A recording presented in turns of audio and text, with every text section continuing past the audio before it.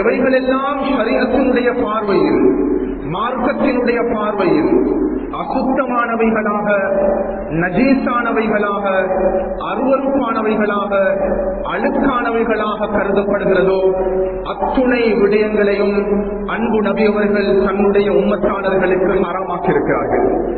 இன்னல்லாஹ தய்யிபுன் லா யக்பலு இல்லா தய்யிபா. அல்லாஹ் தஆலா அவன் பரிசுத்தமானவன்.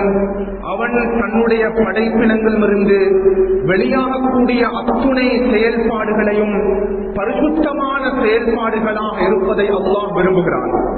பரிசுத்தமான செயல்பாடுகளை தவிர அல்லாஹ் மனிதர்களிடமிருந்து ஒன்றையும் அல்லாஹ் அக்செப்ட் பண்ண மாட்டான்.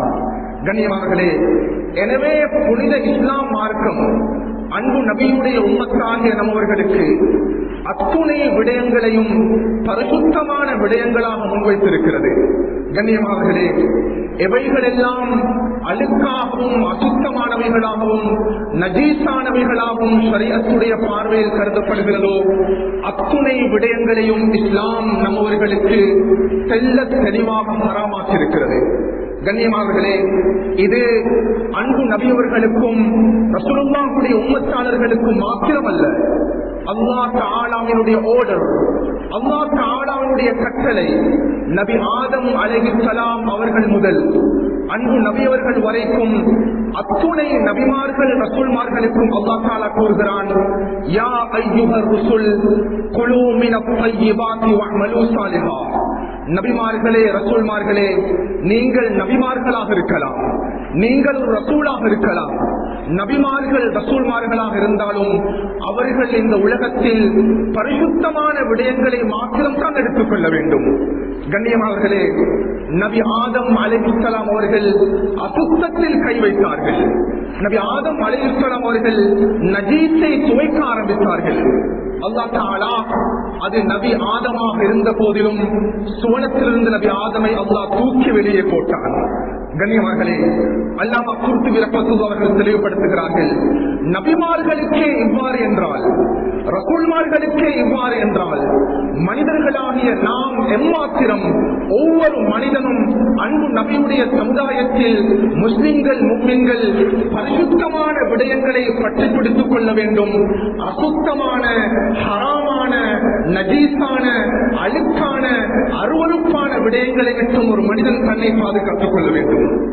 கண்ணியமானவர்களே, உண்மையிலேயே இன்று நம் சமுதாயத்தவர்களுக்கு மத்தியில், நம் கிராமங்களில், நம் பிரதேசங்களில், நம் முஸ்லிம்கள் செறிந்து வாழக்கூடிய பகுதிகளில் இரண்டு விதமான அசுத்தங்கள், இரண்டு விதமான நஜீஸான அருவருப்பான பாவங்கள் இந்த சமூகத்தில் தலைவெடுத்தாடிக் கொண்டிருக்கிறது. கண்ணியமானவர்களே, ஷரீஅத் அவைகளை ஹராமாக்கியிருக்கிறது. ஷரீஅத் அவைகளை அசுத்தம், நஜீஸ் என்பதாக நம்மவர்களுக்கு முன்வைத்திருக்கிறது. அந்த ரெண்டு பாவங்களில் முதல் பகுதி, கண்ணியமானவர்களே, இன்று சிறு வயதில் இருந்து 15 வயது 16 வயதில் இருந்து வாலிபர்களுக்கு மத்தியில், யுவதிகளுக்கு மத்தியில், வயோதிபர்களுக்கு மத்தியில் கூட இந்த நஜீஸான பாவம் தலைவெடுத்தாடிக் கொண்டிருக்கிறது. கண்ணியமானவர்களே, அது தான் ஜினா, விபச்சாரம், விபச்சாரத்தோடு தொடர்பான செயல்பாடுகள். ஆரம்ப காலத்தோடு இக்காலத்தை ஒப்புவித்து பார்க்கக்கூடிய தருணத்தில் ஜினா என்ற பாவம் என்று சர்வசாதாரணமாக மாறிவிட்டது. கண்ணியமானவர்களே, விபச்சாரம் என்பது விளம்பரமாக, விபச்சாரம் என்பது அட்வர்டைஸ்மெண்டாக, விபச்சாரம் என்பது கம்பெட்டிட்டிவாக இந்த சமூகத்தில் மாறிக்கொண்டிருக்கிறது. குர்ஆன்ல எந்த இடத்திலையும் ஜினா நீ செய்யக்கூடாது என்பதாக கிடையாது. ஷிர்க் வைக்கக்கூடாது, நீ திருடக்கூடாது, நீ கொலை செய்யக்கூடாது. அல்லாஹ் குர்ஆனில் நீ ஜினா செய்யக்கூடாது என்பதாக கூறவில்லை. வலா தக்ரபு ஜினா, ஜினா என்ற பாவத்தின் பக்கம் நீ நெருங்கக்கூடாது. கண்ணியமானவர்களே, ஜினா செய்வதை பற்றி குர்ஆன் பேசவில்லை. விபச்சாரம் என்ற பாவத்தின் பக்கம் நீ நெருங்கிவிடக் கூடாது.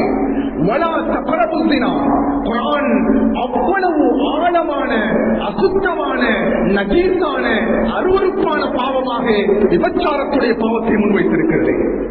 கண்ணியமானவர்களே, இரண்டாவது ஒரு பகுதி இருக்குது, நாம் புரிந்து கொள்ள வேண்டும்.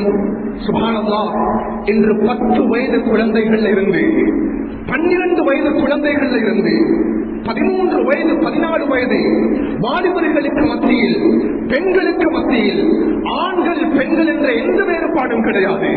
மூத்தோர்களுக்கு மத்தியில், வயோதிபர்களுக்கு மத்தியில் இன்னும் ஒரு பயங்கரமான அசுத்தமான நஜீசான ஒரு பாவம் தலைவருக்கு ஆடிக்கொண்டிருக்கிறது. கனிமர்களே, அதுதான் மதுவும் போதையோடும் தொடர்பாடக்கூடிய பகுதி. மது போதை என்பது இந்த சமூகத்தில் சர்வசாதாரணமான ஒரு பாவமாக மக்கள் கருதக்கூடிய ஒரு அசுத்தமான செயல் கண்ணியமார்களே என்ற ஒரு நோமலான செயல்பாடாக இந்த சமூகத்தில் மாறிக்கொண்டிருக்கிறது. உண்மையிலேயே நான் பல இடங்களில் பகிர்ந்து கொள்வதுண்டு. கண்ணியமார்களே, ஹராமான விடயங்களை பற்றி ஞாபகப்படுத்தக்கூடிய தருணத்தில், ஷரீஅத் தடுத்த விடயங்களை பற்றி ஞாபகப்படுத்தக்கூடிய தருணத்தில் நான் பல மிம்பர் மேடைகளை இதை பகிர்ந்து கொண்டிருக்கிறேன். நாம் நம் குழந்தைகளுக்கு இந்த விடயத்தை பகிர்ந்து கொள்ள வேண்டும், நம் வாலிபர்களோடு பகிர்ந்து கொள்ள வேண்டும், நாமும் இவ்விடயங்களை புரிந்து கொள்ள வேண்டும். கண்ணியமார்களே, இஸ்லாம் ஒரு மனிதனுடைய மானத்தை பாதுகாப்பதற்காக வேண்டி விபச்சாரத்தை ஹராமாக்கியிருக்கிறது. எந்த மனிதன் ஜினாவில் ஈடுபடுகிறானோ அவனுடைய மானம் பறிக்கப்படுகிறது. இஸ்லாம் ஒரு மனிதனுடைய ஈமானை பாதுகாப்பதற்காக வேண்டி மதம் மாறுவதை இஸ்லாம் ஹராமாக்கியிருக்கிறது. இஸ்லாம் ஒரு மனிதனுடைய உடலில் இருக்கக்கூடிய உயிரை பாதுகாப்பதற்காக வேண்டி தற்கொலையை இஸ்லாம் ஹராமாக்கியிருக்கிறது. கண்ணியமார்களே, இஸ்லாம் ஒரு மனிதனிடம் இருக்கக்கூடிய செல்வத்தை, பணத்தை, பொருளாதாரத்தை பாதுகாப்பதற்காக வேண்டி இஸ்லாம் ஹராமான சம்பாத்தியத்தை, வட்டியோடு தொடர்பான செயல்பாடுகளை நம்மவர்களுக்கு ஹராமாக்கியிருக்கிறது. கண்ணியமார்களே, இஸ்லாம் ஒரு மனிதனுக்குரிய முழுமையான பாதுகாப்பை வழங்கிக் கொண்டிருக்கிறது.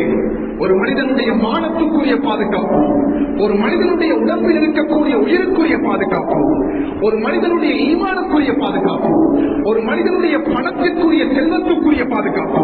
கண்ணியமார்களே, இது ஷரியத்துடைய பார்வையில அவ்வரூரியாத்துல் ஹம்ஸ் மின் மகாசித் ஷரீஆ அல் இஸ்லாமியா என்பதாக அழைக்கப்படுகிறது. 5வது ஒரு பகுதி இருக்குது. கண்ணியமானவர்களே, நாம் புரிந்து கொள்ள வேண்டும், இஸ்லாம் ஒவ்வொரு மனிதனுடைய சிந்தனையை பாதுகாப்பதற்காக வேண்டி, ஒவ்வொரு மனிதனுடைய மூளையை பாதுகாப்பதற்காக வேண்டி, ஒவ்வொரு மனிதனுக்கு அல்லாஹ் கொடுத்திருக்கக்கூடிய உணர்வை பாதுகாப்பதற்காக வேண்டி இஸ்லாம் இந்த உலகத்தில், இந்த பூமிக்கு மேலில் மது போதையோடு தொடர்பான செயல்பாடுகளை முழுமையாக இஸ்லாம் நம்மவர்களுக்கு ஹராமாக்கியிருக்கிறது. கண்ணியமானவர்களே, மது போதை என்று வரக்கூடிய தருணத்தில் அதே இன்று சர்வசாதாரணமாக பயன்படுத்தக்கூடிய ஆல்கஹாலாக இருக்கலாம், வைனாக இருக்கலாம், ட்ரக்ஸ் என்ற பெயரில் எத்தனையோ வெரைட்டி, சுப்ஹானல்லாஹ், அது கேஜியாக இருக்கலாம், ஹெரோயினாக இருக்கலாம், மொஃபினாக இருக்கலாம், ஐஸாக இருக்கலாம். அதையும் தாண்டி இன்று சில குழந்தைகளுக்கு மத்தியில் எலக்ட்ரானிக் டிவைசஸ் ஃபார் ட்ரக்ஸ், மதுவும் போதையும் ட்ரக்ஸ் என்பது இன்றைக்கு எலக்ட்ரானிக் டிவைசஸாக மாறியிருக்கிறது. கண்ணியமானவர்களே, எந்த வகையில் இந்த மதுவும் போதையும் சமூகத்தில் இன்றைக்கு வெற்றாக இருக்கிறதோ அத்துணை விதமான மதுவோடும் போதையோடும் தொடர்பான விடயங்களை ஷரீஅத் தெல்ல தெளிவாக நம்மவர்களுக்கு ஹராமாக்கியிருக்கிறது. كل مسكر حرام كل شراب أسكر فهو حرام كل مسكر مفتر فهو حرام. அது ட்ரிங்கிங் ஆக இருக்கலாம், ட்ரிங்கிங் அல்லாத, அது திரவம் அல்லாத எந்த விதமான போதை பொருளாக இருந்தாலும் தெல்ல தெளிவாக ஷரீஅத் நம்மவர்களுக்கு அதை தடை செய்துவிட்டது.